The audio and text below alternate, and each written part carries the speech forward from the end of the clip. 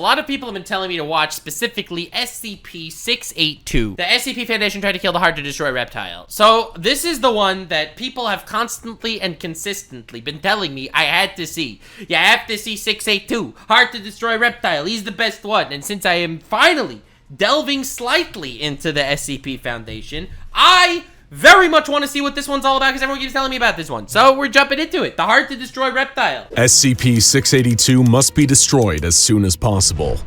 So begins the SCP. Wait, they don't try to contain them? I thought the whole SCP thing is all about containing these anomalies, not actually destroying them. Foundation file on the dreaded SCP-682, a highly intelligent reptilian monster that has, despite the Foundation's best efforts, proved impossible to kill. It may not be the most dangerous SCP out there, considering that some are capable of eliminating entire realities. What the frick?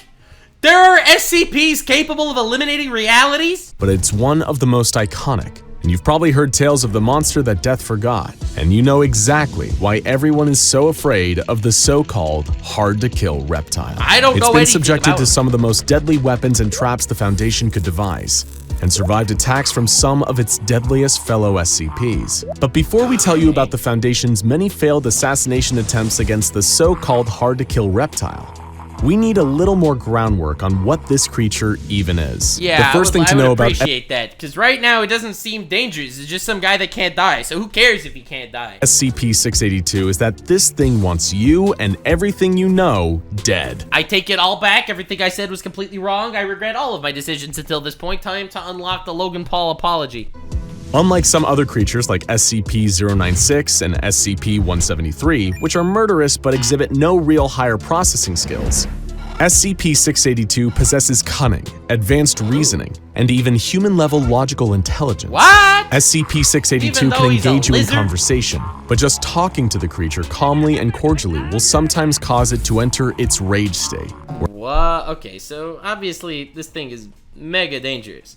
But I still don't see why we can't just take it and lock it up. You don't need to kill it. This seems like a relatively unthreatening SCP to be one of the most popular. It becomes even more dangerous and volatile.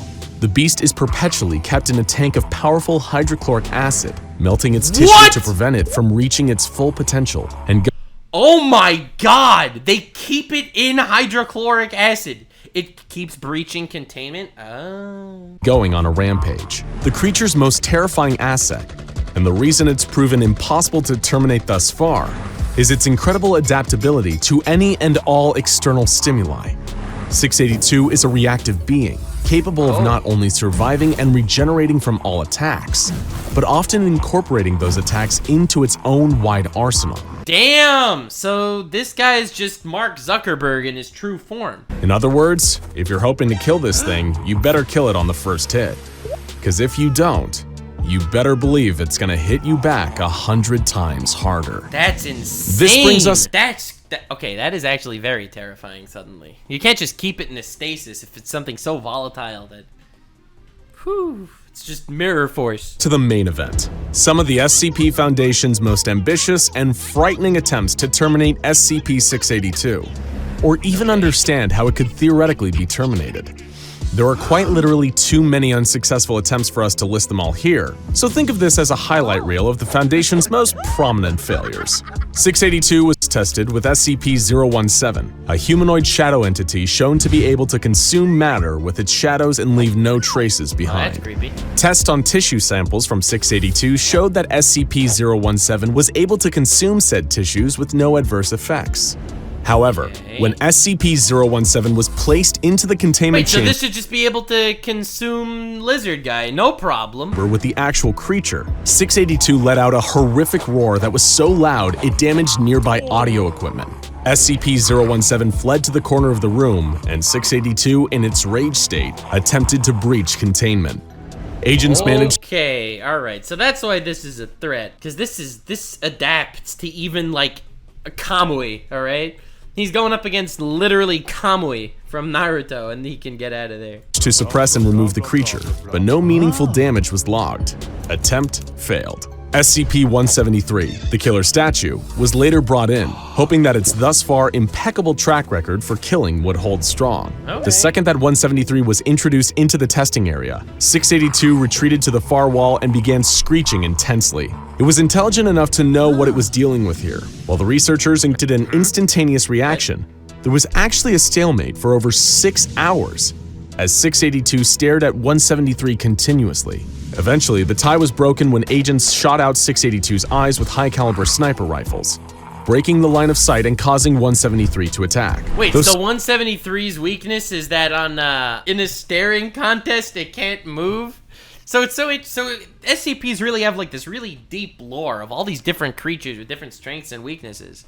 And the lizard somehow knew that staring into its eyes would work. That's scary. That's scary. 682 sustained damage to several parts of its body. While its eyes regenerated, the creature was not killed. It then regenerated a number of eyes all over its body, covered in a clear armored carapace that made them resistant to bullets. Oh my The stalemate God. continued for an additional 12 hours as 682 maintained perpetual eye contact. 173 was eventually removed from the containment unit, and the mission was aborted.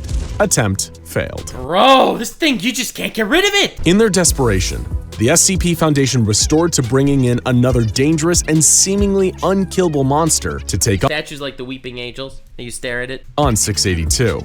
SCP-096, also known as the Shy Guy. As I heard of this guy also. This was also one of the biggest recommendations for me to watch, The Shy Guy. astute SCP fans will already know, this being kills anything that sees its face, with no known exceptions, and when it enters its attack mode, it's thought to be quite literally unstoppable. Okay, alright, so you just simply... Wait, don't tell me the lizard's gonna be smart enough to not watch this guy's face.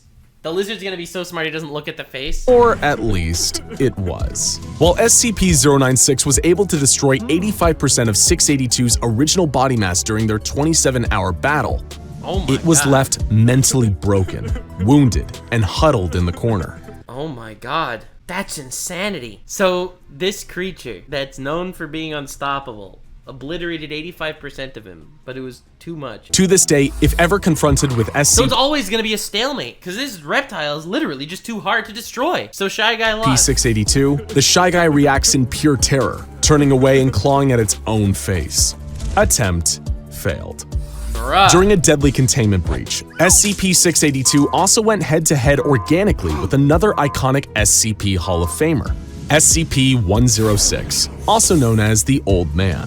The Old Man and a shape-shifting psionic anomaly known as SCP-953 broke into 682's containment cell. The Old What? Man pulled both of his fellow Oh, so this wasn't an attempt to defeat him. These two actually joined in to beat the reptile.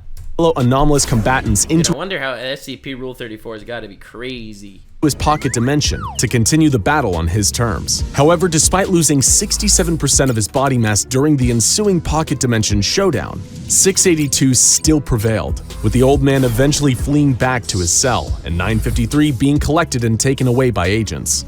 So there's literally no way. That's actually kind of horrifying. It's the fact that this lizard is so hard to kill. It doesn't even win fights by overpowering its opponents. It wins fights by completely mentally draining their will to continue fighting. Once again, SCP-682 continued to hold the title. But it wasn't just cross-testing experiments, intentional or otherwise. The SCP Foundation's quest to kill 682 led them to a number of more conventional murder methods, all with varying degrees of success. Due to SCP-682's highly adaptive abilities, some methods were discounted from the outset.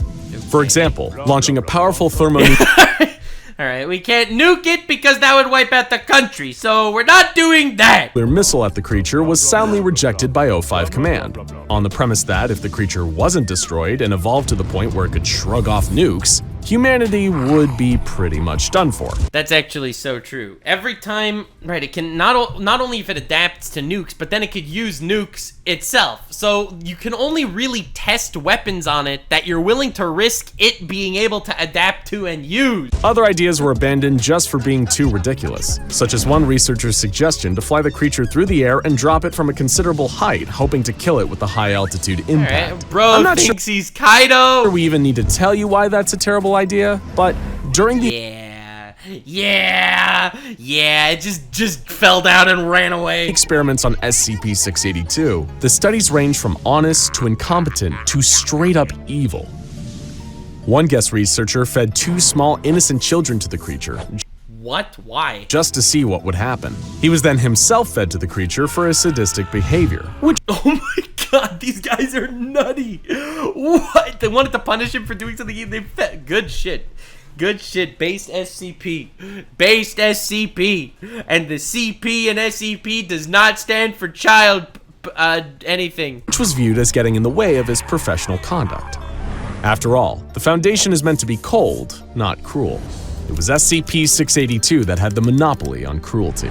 Memetic kill agents were a resounding failure. They attempted to dismember 682 with a powerful laser, only to have the creature develop reflective surfaces that displaced the beam and caused catastrophic damage to the area around it. Damn, they attempted alright. to kill the creature by sucking all the air out of its containment facility and create a vacuum, but it expelled a dangerous gaseous compound that reacted violently and exploded when air was once again introduced into the room. That's insane. This thing just doesn't work. Foundation used There's nothing you could do to it. precision blades to slice SCP-682 into approximately 12,000 pieces, then separated these pieces. Unsurprisingly, by this point, this attempt also failed.